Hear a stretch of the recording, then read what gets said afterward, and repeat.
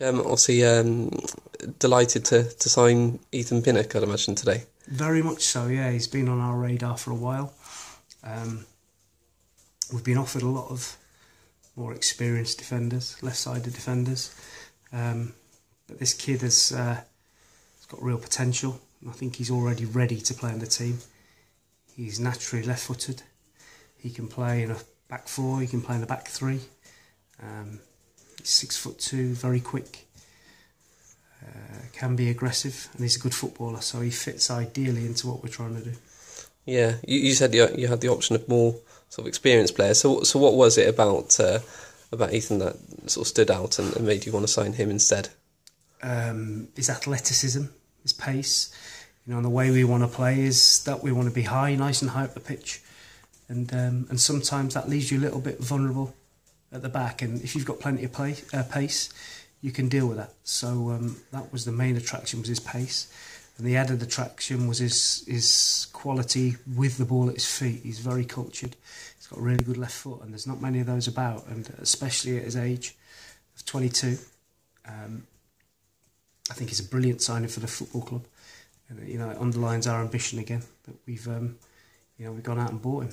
Yeah, he's obviously left-footed. Can he play at left back as well? He can play left back. He can play left wing back. Play left centre back. But I see him as a centre back. He's 6'2", big boy, powerful, quick, athletic, and exactly the kind of player that that we wanted. And there's a lot of clubs interested in him, and we've managed to sell our ambition to him. And I think that's the main reason that he's come.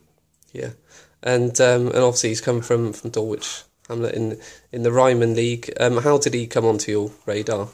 I think as coaches and as managers, you're always speaking about players, and he's one that was on my sort of radar last year. I saw him play a couple of times. He played in the playoff final for Dulwich, and no coincidence that he was made captain there at a young age, and he's played nearly every game for 2 years, and he's already a leader.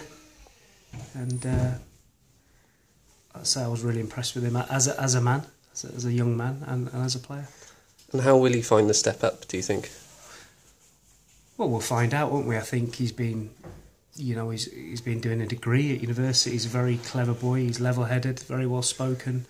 He could have gone to probably higher clubs, league clubs, but in terms of the progression of his career, I think he realises this is probably the right move for him. Yeah, and he scored a few goals as well, hasn't he? So he offers a bit of a goal threat from set pieces.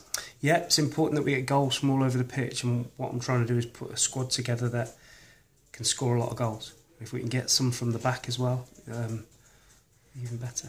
Yeah, so that's 8 signings now, Mark. The left-sided defender you're after. Is it just sort of 2 or 3 more now, a goalkeeper and a proven goal scorer being the priority? Yeah, we're quite a way down the line with the goalkeeper. I think that's more or less done.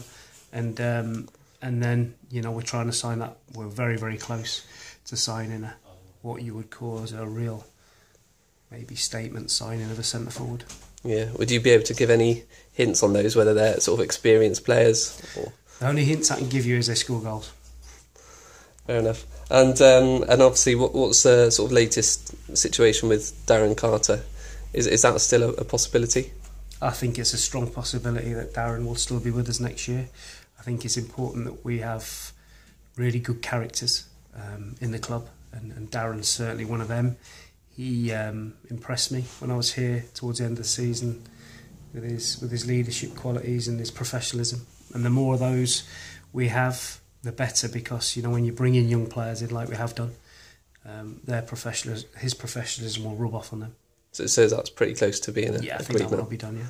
Okay, great. And just final thing, I just wanted to get your thoughts on the transfer window. Obviously, will sort of no longer exist for National League clubs. Is that something that you welcome? I think it's important for smaller clubs, because if you haven't got the biggest budget in the world and you're restricted to getting all your players in during the transfer window, it can be difficult. You need to be able to use the loan system and things like that. So I think it's very sensible for the especially the non-league clubs to be able to sign players at any time. Would that have much impact on the way you go about things? No, ideally, you know, I want to have my squad in place for the first day of pre-season training. So I get into them exactly what I need to get into them for the first day of the season, and I certainly don't want to be adding players, you know, a week, 2 weeks before the season starts. All right, thanks very much, Mark.